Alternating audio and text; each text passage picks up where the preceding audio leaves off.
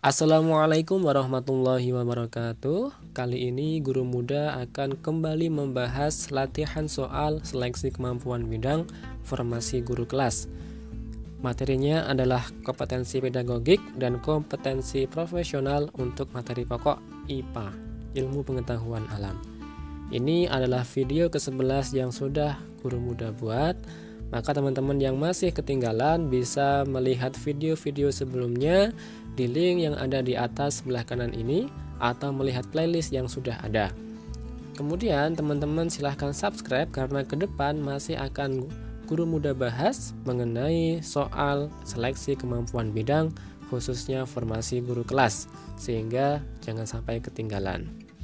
Untuk itu sebelum melihat video ini ada baiknya teman-teman sekalian mencoba mengerjakan terlebih dahulu dengan mengerjakan soal tryout yang sudah saya share linknya di kolom komentar. Silahkan dicari di kolom komentar. Kalau sudah, silahkan bisa menyimak video ini, jangan sampai ketinggalan. Mulai nomor 1. Pak Ranto akan mengajarkan materi IPA tentang konsep pemuaian pada logam kepada para siswanya. Pembelajaran dilaksanakan dalam setting model pembelajaran kooperatif melalui pembentukan kelompok-kelompok kecil. Kegiatan diarahkan pada upaya membuktikan bahwa sebagian besar logam apabila dipanasi akan memuai. Metode yang sebaiknya digunakan oleh Pak Ranto adalah A. Demonstrasi, B. Eksperimen, C. Tanya jawab, D. Diskusi, E. Ceramah. Pembahasan. Kegiatan untuk membuktikan bahwa sebagian besar logam apabila dipanasi akan memuai lebih sesuai disajikan dengan metode eksperimen. Metode eksperimen merupakan cara penyajian pelajaran di mana siswa melakukan percobaan dengan mengalami sendiri sesuatu yang dipelajari melalui kegiatan terinci yang direncanakan untuk menghasilkan data dalam rangka menjawab suatu masalah atau menguji sesuatu hipotesis. Jawaban adalah B. Nomor berikutnya. Perhatikan pernyataan tentang tugas praktik di bawah ini. Disediakan kantung plastik, benang, dan telur mentah. Rancanglah sebuah parasut sederhana menggunakan bahan yang disediakan untuk menurunkan atau menjatuhkan telur mentah dari ketinggian tertentu agar tidak pecah. Rubrik yang sesuai untuk memberikan penilaian terhadap siswa bahwa siswa kreatif melakukan percobaan sesuai soal tersebut adalah A. Siswa diberikan nilai sempurna apabila berhasil membuat parasut sederhana walaupun tidak mampu menjatuhkan telur dari ketinggian tertentu dengan tidak pecah. B. Siswa diberikan nilai sempurna apabila mampu bekerja sama dengan siswa lainnya untuk membuat parasut sederhana. C. Siswa diberikan nilai sempurna apabila membuat parasut dengan diuji coba terlebih dahulu menggunakan kerikil atau bahan lain yang memiliki massa hampir sama dengan massa telur mentah. D. Siswa diberikan nilai sempurna apabila telah membuat parasut dengan bantuan bimbingan guru dan menyelesaikannya tepat waktu walaupun parasut tidak dapat diterbangkan. E. Siswa diberikan nilai sempurna apabila membuat parasut dengan menghabiskan kantung plastik paling sedikit walaupun parasut tidak dapat diterbangkan. Pembahasan. Rubrik penilaian terhadap kemampuan dan kreativitas siswa dalam melakukan percobaan sesuai soal tersebut yaitu siswa diberikan nilai sempurna apabila membuat parasut dengan diuji coba terlebih dahulu menggunakan kerikil atau bahan lain yang memiliki massa hampir sama dengan massa telur.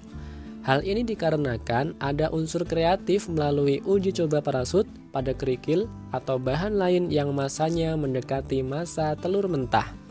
Jawaban adalah C. Soal nomor 3. Soal di bawah ini yang dapat digunakan untuk mengukur kemampuan berpikir tingkat tinggi materi IPA adalah A. Benda-benda apa sajakah yang dapat ditarik magnet? B. Apa yang kalian ketahui tentang gaya magnet? C. Mengapa peniti dalam kotak kertas dapat ditarik magnet yang ditaruh di luar kotak? D. Sebutkan macam-macam magnet berdasarkan bentuknya. E. Apa yang dimaksud dengan magnet buatan? Pembahasan. Soal yang digunakan untuk mengukur kemampuan berpikir tingkat tinggi harus melibatkan keterampilan berpikir siswa dan mampu mengembangkan keterampilan pemecahan masalah terhadap masalah yang disajikan oleh guru. Salah satunya ditandai dengan kata tanya mengapa atau bagaimana.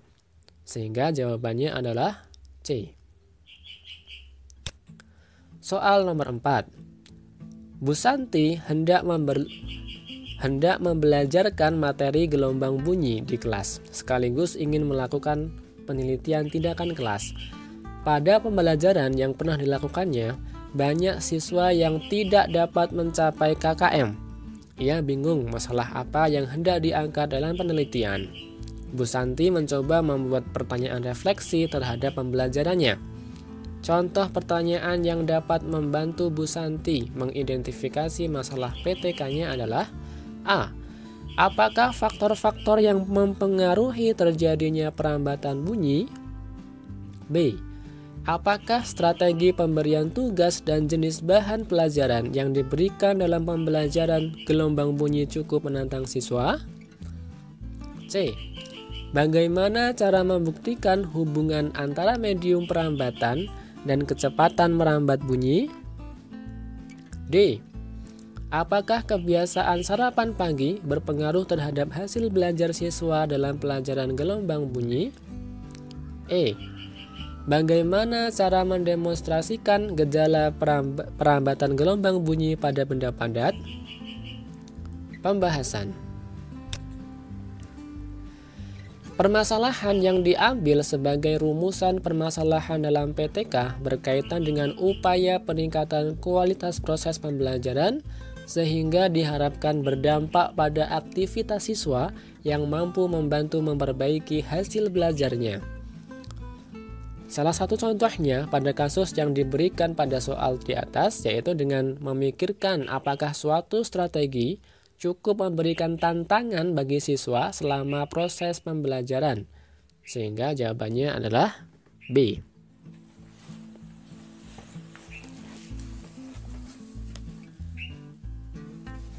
Soal berikutnya.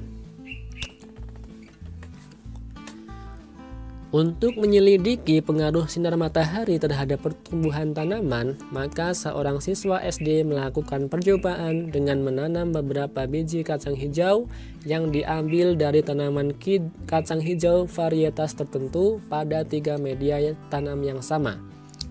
Media tanam tersebut diletakkan di kamar, di halaman, dan di ruang tamu. Setiap hari pada jam 11, siswa mengamati pertambahan panjang batang dalam 3 media tanam yang diletakkan pada lokasi yang berbeda tersebut. Berdasarkan kegiatan tersebut, yang menjadi variabel terikat adalah A. Jenis media tanam, B. Pertambahan panjang batang, C. Jenis kacang hijau, D. Lokasi untuk meletakkan media tanam, E. Waktu pengamatan. Pembahasan. Variabel adalah segala sesuatu yang akan menjadi objek pengamatan dalam penelitian atau sebagai gejala sesuatu yang bervariasi. Variabel penelitian dibedakan menjadi 2. Yang pertama, variabel bebas atau variabel penyebab, atau nama lainnya independent variables. Variabel bebas adalah variabel yang menyebabkan atau memengaruhi, yaitu faktor-faktor yang diukur, dimanipulasi, atau dipilih oleh peneliti untuk menentukan hubungan antara fenomena yang diobservasi atau diamati. Yang kedua, variabel terikat atau variabel tergantung, dependent variables. Variabel terikat adalah faktor-faktor yang diobservasi dan diukur untuk menentukan adanya pengaruh variabel bebas, yaitu faktor yang muncul atau tidak muncul atau berubah sesuai dengan yang diperkenalkan oleh peneliti. Berdasarkan contoh kasus yang diberikan, maka variabel terikatnya adalah pertambahan panjang batang. Jawabannya adalah B. Soal nomor 6. Besi yang dibiarkan di ruang terbuka akan mudah berkarat. Hal ini disebabkan oleh A. Besi di ruang terbuka mudah mengalami penyusutan massa. B. Udara mengandung partikel air yang dapat bereaksi dengan besi. C. Udara yang dingin dapat membuat besi rusak. D. Suhu udara berubah-ubah. E. Besi tidak tahan udara panas. Pembahasan. Korosi adalah kerusakan atau degradasi logam akibat reaksi antara suatu logam dengan berbagai zat di lingkungannya yang menghasilkan senyawa-senyawa yang tidak dikehendaki. Dalam bahasa sehari-hari, korosi disebut dengan perkaratan. Besi di ruang terbuka akan mudah bereaksi dengan partikel air yang terkandung di udara. Jawaban adalah B. Soal nomor 7. Salah satu kegiatan ekstrakurikuler yang diikuti oleh Gading di sekolahnya adalah bela diri. Untuk berlatih tenaga dalam, dia menggunakan pernafasan perut. Mekanisme inspirasi pernafasan perut adalah A. Otot antar tulang rusuk berkontraksi, tulang rusuk terangkat, rongga dada membesar, volume rongga dada membesar, tekanan udara rongga dada turun, udara luar masuk paru-paru. B. Diafragma berkontraksi, volume rongga dada besar, tekanan udara rongga dada menurun, udara luar masuk paru-paru. C. Otot antar tulang rusuk relaksasi, tulang rusuk turun, rongga dada mengecil, volume rongga dada mengecil, tekanan udara rongga dada besar, udara keluar dari paru-paru. D. Diafragma relaksasi, volume rongga dada turun, tekanan udara rongga dada besar, udara luar masuk paru-paru. E. Otot antar tulang rusuk berkontraksi, tulang rusuk turun, rongga dada mengecil, volume rongga dada turun, tekanan udara rongga dada membesar, udara luar masuk paru-paru. Pembahasan. Pernapasan perut adalah pernapasan yang melibatkan otot diafragma. Mekanismenya dapat dibedakan sebagai berikut. 1. Fase inspirasi. Fase ini merupakan fase kontraksi otot diafragma sehingga rongga dada membesar. Akibatnya, tekanan dalam rongga dada menjadi lebih kecil daripada tekanan di luar, sehingga udara luar yang kaya oksigen masuk. 2. Fase ekspirasi. Fase ini merupakan fase relaksasi atau kembalinya otot diafragma ke posisi semula yang diikuti oleh turunnya tulang rusuk sehingga rongga dada menjadi kecil. Sebagai akibatnya, tekanan di dalam rongga dada menjadi lebih besar daripada tekanan luar, sehingga udara dalam rongga dada yang kaya karbon dioksida akan keluar. Jawabannya adalah B. Soal nomor 8. Santan kelapa dibuat dengan cara memisahkan campuran santan, air, dan ampas kelapa. Cara pemisahan demikian ini merupakan salah satu contoh cara pemisahan materi dengan cara A. Filtrasi, B. Kristalisasi, C. Sublimasi, D. Kromatografi, E. Destilasi. Pembahasan. Santan kelapa dibuat dengan cara memisahkan campuran santan, air, dan ampas kelapa menggunakan saringan. Dengan menggunakan saringan yang berpori-pori kecil, santan kelapa dapat melewati lubang saringan dan ampas kelapa tertahan dalam saringan. Cara pemisahan materi demikian ini disebut sebagai penyaringan atau filtrasi. Jawaban adalah A. Soal nomor 9. Perhatikan pernyataan-pernyataan berikut ini. 1.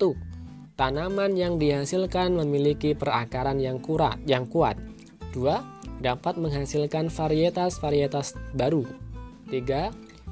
Kualitas tanaman baru dapat diketahui setelah tanaman berbuah. 4. Tanaman baru yang dihasilkan belum tentu memiliki sifat yang sama dengan induknya. 5. Biaya yang dikeluarkan relatif murah. 6. Umur tanaman akan lebih lama. 7. Varietas yang baru muncul belum tentu lebih baik. 8. Waktu berbuah lebih lama. Pernyataan di atas yang merupakan kelebihan teknik perkembangbiakan tumbuhan secara generatif adalah A. 1, 2, 3, dan 6. B. 1, 2, 5, dan 6. C. 1, 3, 4, dan 6. D. 1, 2, 3, dan 4.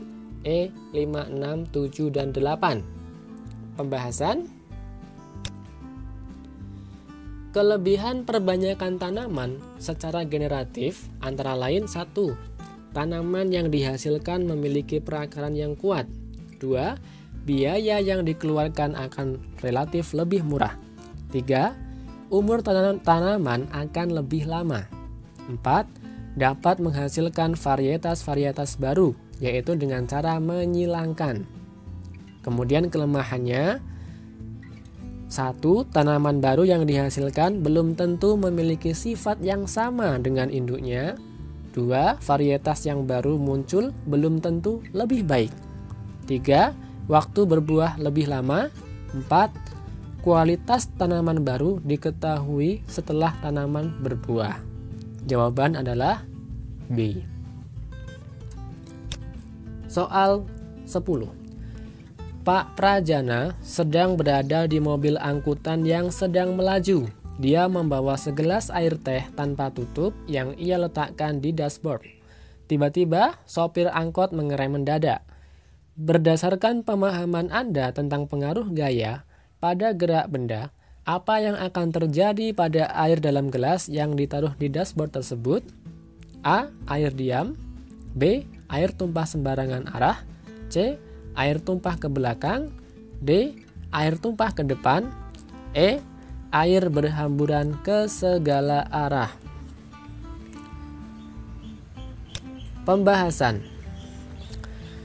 Berdasarkan hukum Newton tentang gerak, khususnya hukum tentang sifat inertia benda, benda akan cenderung mempertahankan kedudukannya apabila gaya luar yang bekerja padanya ditiadakan. Benda yang sedang diam cenderung tetap diam, dan benda yang bergerak lurus beraturan cenderung akan tetap bergerak apabila gaya yang mempengaruhinya ditiadakan. Oleh karena mobil angkot semula bergerak dan direm mendadak, maka saat direm, benda-benda yang ada di dalam angkot tersebut akan berusaha mempertahankan geraknya. Jadi, air teh akan tumpah ke depan. Jawabannya adalah D. Baik teman-teman, terima kasih. Itu adalah 10 soal yang sudah kita bahas. Semoga dapat membantu teman-teman semua untuk mempersiapkan tes SKB yang akan datang. Jika dirasa bermanfaat, silahkan share video ini dan jangan lupa subscribe untuk mendapatkan update video terbaru dalam pembahasan soal-soal SKB, khususnya soal-soal PGSD atau formasi guru kelas. Like video ini dan wassalamualaikum warahmatullahi wabarakatuh.